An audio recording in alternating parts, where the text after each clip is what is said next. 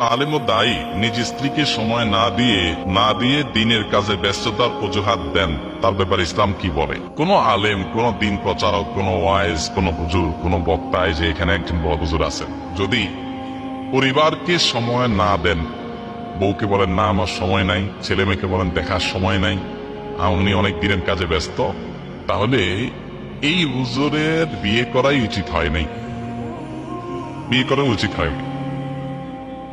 তো বিয়ে করা কেন উচিত হয় না? কারণ বিয়ে করছেন তো তার হক আদায় করতে হবে, বউয়ের হক আছে, ছেলে মেয়ের হক আছে, সেটা আদায় করতে হবে। সেটা আদায় না করে আপনি তথাকথিত দিনের কাজে ব্যস্ত, এটা যদি হয় তাহলে সেক্ষেত্রে আপনি ভুল পথে আছেন। যদি এরকম থাকে উনি ভুল পথে আছেন। এটা অনেকে আমরা এরকম আছি, শুধু আলেম বা দায়ী না, অনেকে আছি ব্যবসার কাজে ব্যস্ত, আমরা ফ্যামিলিকে সময় দিতে পারি না, এগুলো কোনো অবস্থাতে গ্রহণযোগ্য না। আমাদের প্রিয় নবী সাল্লাল্লাহু আলাইহি সাল্লামের যদি লাইফস্টাইল দেখেন, সুবহানাল্লাহ, একটা নীতিমালা অনুসরণ করে চলতেন। হ্যাঁ, রাত 3টা পর্যন্ত আপনি ওয়াজ মাহফিল করতে করতে আপনি ক্লান্ত, সকাল বা আপনার ফজরের পরে ঘুমায়া 12টা পর্যন্ত ঘুমাইতেছেন, আবার বলতে বইটা দৌড় দিচ্ছেন আরেক মাহফিলে, না বউ আপনার চেহারা দেখতে পাচ্ছে, যখন আসছেন তখন সব ঘুমাই রয়েছে, আবার উঠে চলে গেছেন। তো এইভাবে আপনি হিন্দুস্তান করে মাসকে মাস কাটাচ্ছেন, এটা ইসলাম না। আপনি নবী সাল্লাল্লাহু আলাইহি ওয়াসাল্লাম দেখেন, ওনার চেয়ে বেশি দাওয়াতের কাজ করেছেন, ওনার দাওয়াতের কাজের সিস্টেম দেখেন। ফ্যামিলিকে রেখে ইতিকাফের 10 দিন ছাড়া কখনো নবী সাল্লাল্লাহু আলাইহি ওয়াসাল্লাম থাকতেন না। জিহাদের ময়দানে যেতেন, সেখানেও একজন স্ত্রীকে সাথে নিয়ে যেতেন লটারি করে। তার মানে কি? এমনকি ইতিকাফে পর্যন্ত ভেতর থেকে মাথা বের করে দিতেন মসজিদে, আমাদের আসলাটা আন্তরিয়ে দিতেন।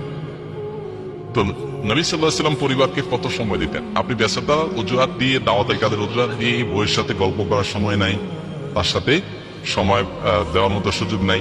ডক্টর আব্দুল্লাহ জাহাঙ্গীর রহমাতুল্লাহ একটা কথা বলতেন, চায়ের দোকানে বন্ধুদের সাথে ঘন্টা ঘন্টা যেগুলো বলবো আড্ডা দিয়েছেন, কি লাভ হয়েছে? আপনি যে বউয়ের সাথে দুটা আইসক্রিম কিনে নিয়ে একটা বউরে দিয়ে নিজে একটা খান, বসে বসে খোঁজ গল্প করেন, তাহলে ইবাদতের সওয়াব হবে, আল্লাহর কাছে সওয়াব পাবেন কাজটার জন্য। তা আমরা অনেকে ফ্যামিলিকে সময় দিচ্ছি না, এবং বাসায় গেলে ওই যে মোবাইলের ব্যস্ততা নিয়ে বাসায় নেই। আমি বাসায় ঢুকার আগে আলহামদুলিল্লাহ মোবাইলের উপরে নোট করে গাড়িতে বসে এরপরে বাসায় ঢুকি, সকাল রাখবেন তার মোবাইল তো লাগবে নাই, এতে অনেক কিছু হয়ে যাবে। কদিন আগে ওই যে ফেসবুক ডাউন হয়ে গেছে না, আমাদের অফিস থেকে একজন আমাদের এক ভাই, কিরে আমাদের পেজে ঢুকতে পারতেছে না, উনি বুঝতে পারেন না যে সমস্যা পুরো ফেসবুক অ্যাপে। উনি আমাকে ফোনে পাচ্ছে না, মোবাইল তো আমার এরোপ্লেন মোড। এবার কিভাবে না ওয়াইফকে দিয়ে আমার ওয়াইফকে ফোন করাইছে, করাই বলতেছে মাকে একটু দেন।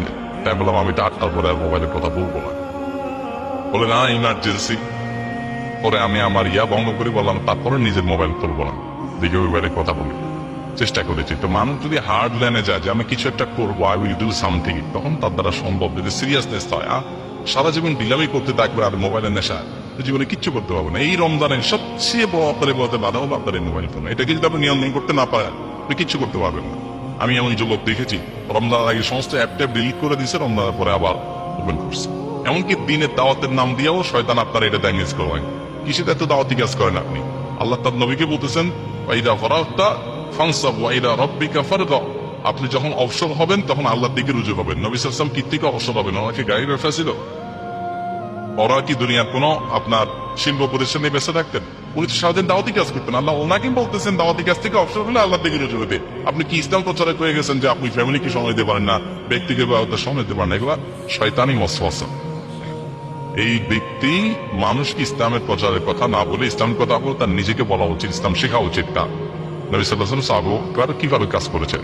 নবী করিম সাল্লাল্লাহু আলাইহি ওয়াসাল্লাম নবী হওয়ার পরে আমাদের আয়েশাকে নিয়ে দৌড়াদৌড়ি করে কম্পিটিশন করে প্রতিযোগিতা করতেছেন, ওনাকে খেলা দেখতে নিয়ে যাচ্ছেন, আর আপনি আপনার বউকে সময় দেওয়ার টাইম নেই, ফ্যামিলিকে সময় দেওয়ার টাইম নেই।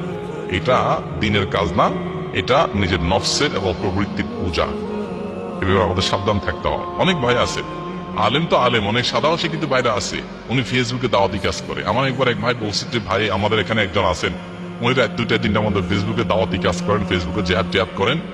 উনি ফজর নামাজ আমাদের মসজিদে ওনাকে একদিন আমরা দেখি না, আমাকে একদিন সরাসরি একজনে বলছে। পরে ওই লোক ছিল সেখানে, আমি ওই বিষয়ে কিছু কথা বলার চেষ্টা করেছি। আল্লাহ আমাদেরকে দিনের সঠিক জিনিসটা বোঝার তৌফিক দান করুন।